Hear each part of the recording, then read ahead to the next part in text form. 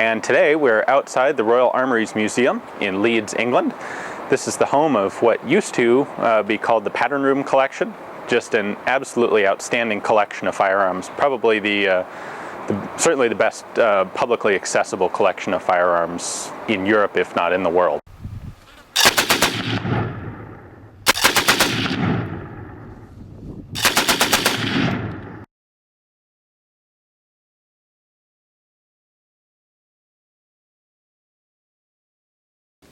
Hi guys, thanks for tuning in to another video episode on ForgottenWeapons.com.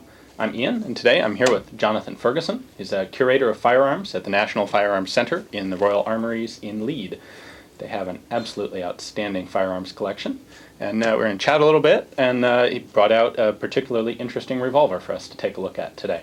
So let's start with this. What is this?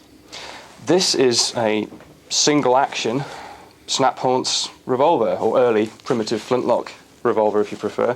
We still use the term snap-haunce or snap-haunce. Essentially the difference is there's no combined steel or frizzen and pan cover. It's a separate steel, but you'll see why in a minute. Okay, so this is a little different than most early revolvers. You said this dates from the 1680s? Circa 1680. The maker's name, which is on the lock plate, as is typical of this kind of thing, is T. Annerley. We don't know that much about him. He was working in London, we know that much, up to about 1720 at least, but clearly as far back as 1680. Okay, show us how this works. Okay, well, in contrast to a lot of early revolvers, to include wheel lock, matchlock and flintlock, which have manually advanced cylinders, this one is actually single action, as I described. So you would, of course, have to muzzle load, and this is an 8-shot revolver, so 2 more than Colt's Classic. Muzzle load each of these chambers in the cylinder. You would then need to prime each one of these little priming pans. You can hopefully see the touch hole in each of those, and they slide for reasons that will become clear in a moment. It's a laborious process, of course. You would then need to put it on, well, there is no half cock. Yeah. You'd have to just cock it fully, which is a little bit unsafe. But you've got this safety mechanism, which is the steel or frizzen, which pivots out of the way. So to make it ready for fire, obviously you've got to pivot that into the line of fire of the flint, as it were. I'll move it out of the way so that we don't scratch it up. And then when you pull the trigger, the cock flies forward, strikes sparks from the frizzen, and pushes open the pan, igniting the priming powder, flashing through to the chamber, firing that charge and that ball, and of course it will proceed down the barrel. You then make ready for the next shot, just as you would with a Colt, although not with the same thumb of the firing hand clearly. Pull back on the cock, and it will index the cylinder just like a proper revolver, and it's almost ready for the next shot. Flip the steel down, and you're ready to fire. Very cool. A lot of people don't realize that mechanisms this complex were around that early. That's right, they don't. Yeah. Colt himself, I believe, we don't quite know how many of these designs, and there are several that precede his design. We don't quite know what he was aware of before he designed his percussion revolver. And he did, of course, invent the percussion revolver, right, as we know it. But he certainly, there was a lecture he gave in London in the early 1850s where he did show drawings of the things he'd seen at the Tower of London. And this is from our sort of original Tower of London home, if you like. It was there for centuries, so he certainly saw it. Okay. What's your policy for access? What do people have to do to take a look at the collection?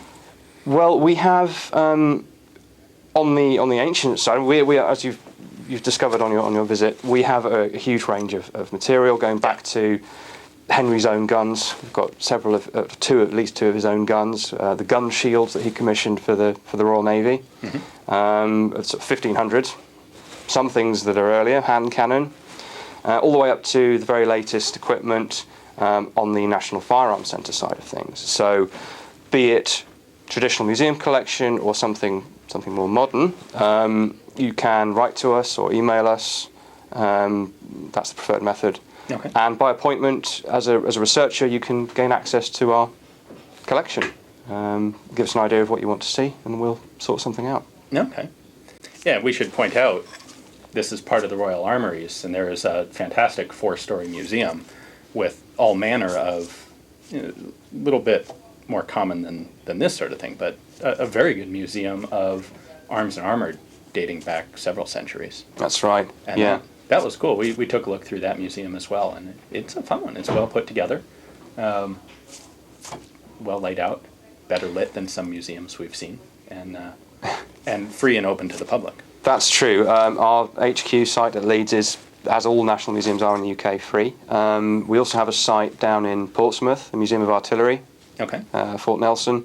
We actually have a couple of galleries in the Fraser Museum in Kentucky that are Royal Armouries material. Okay. And we still have galleries in the Tower of London, which is our traditional home, and staff members down there.